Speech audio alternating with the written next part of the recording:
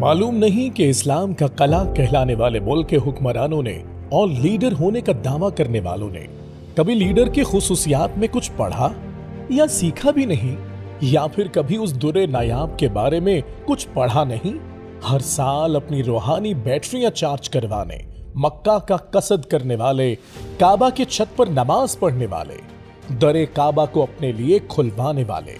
General Musharraf نے کبھی کعبے کا دروازہ اپنے ہاتھ سے کھولا تو کبھی نواز شریف نے، اور کبھی عمران خان ننگے پیر مدینے کی سڑکوں پر چلا۔ لیکن مسلم لیڈرز کی تاریخ میں ایک ایسا لیڈر سلطان صلاح الدین ایوبی بھی تھا، جس کا خیال تھا کہ حج اپنی رقم سے ہوتا ہے اور حکمران کے لیے اس وقت جب اس کو اپنی رعایا کی ذمہ داریوں سے فرصت مل جائے۔ سلطان صلاح الدین ایوبی جو حکومتی معاملات اور صلیبیوں کے مقابلے میں اتنے مشغول ہو گئے تھے کہ کبھی کعبہ نہ دیکھ سکے، ایوبی نے حاجیوں پر حملہ کرنے والے صلیبیوں کو ختم کرنے کا وقت تو نکال لیا، لیکن اپنی خواہش کے باوجود کبھی جنگ اور کبھی فتنوں کی وجہ سے حاجی نہ بن سکے۔ یہ کوئی انوکھی بات نہیں تھی، کیونکہ مسلم حکمرانوں کو معلوم تھا کہ مسلمانوں کے اجتماعی معاملات کا دفاع اپنی انفرادی عبادات سے پہلے آتا ہے۔ اسی لیے حکمران کو پرکھنے کا معیار یہ نہیں ہوتا کہ وہ تہجد کتنی پڑھتا ہے یا کعبے کے دروازے اس کے لیے کتنی بار کھولے گئے، بلکہ معیار تو یہ ہے کہ حکمران کو جہاں اقتدار ملا ہے وہاں اللہ کا دین غالب ہے یا نہیں، مظلوم کو تحفظ حاصل ہے یا نہیں۔ کیا آج ہمارے حکمران ان اصولوں پر پورا اترتے ہیں؟ اب اگر کوئی حاکم لوگوں کے معاملات کو بگاڑ دے، دین نافذ نہ کرے، سودی قرضے لے، سودی بانڈ ایشو کرے، ٹیکس سے غریب کو بھوکا مار دے، کفار کے حملوں سے مسلمانوں کو تحفظ نہ دے،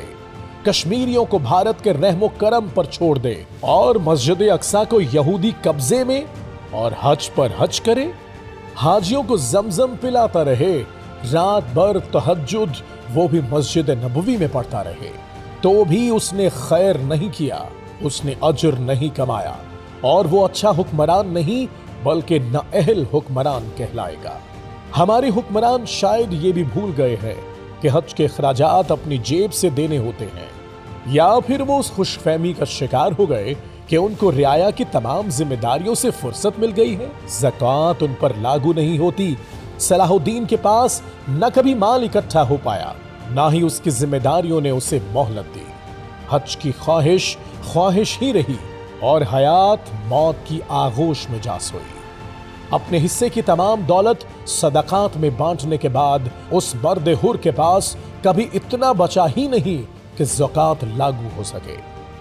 آج کل کے حکمرانوں کے بالکل برعکس، صلاح الدین ایوبی کے پاس کروڑوں کے بینک بیلنس، جواہرات یا محلات نہ تھے۔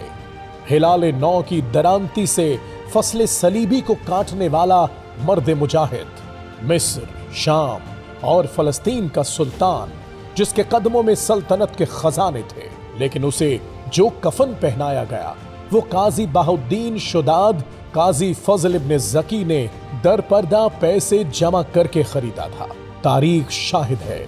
کہ جب اس عظیم رہنما کا انتقال ہوا تو ان کے پاس صرف ایک سونے کی اور 40 چاندی کی اشرفیاں تھیں۔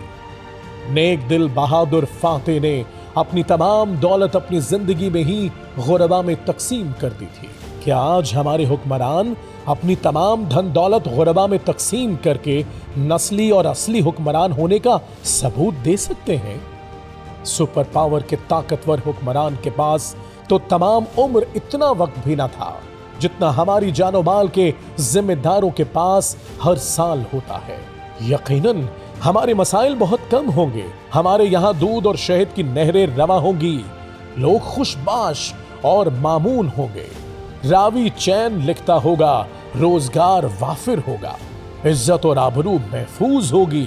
معاشرہ امن کا گہوارہ ہوگا، اور چونکہ یہ سب مہیا ہوگا تو پھر ہمارے ذمہ دار سکون سے اپنے اللہ کی بارگاہ میں حاضر ہو کے یہ کہہ سکتے ہوں گے کہ اب ہمیں حج کرنے کا حق ہے۔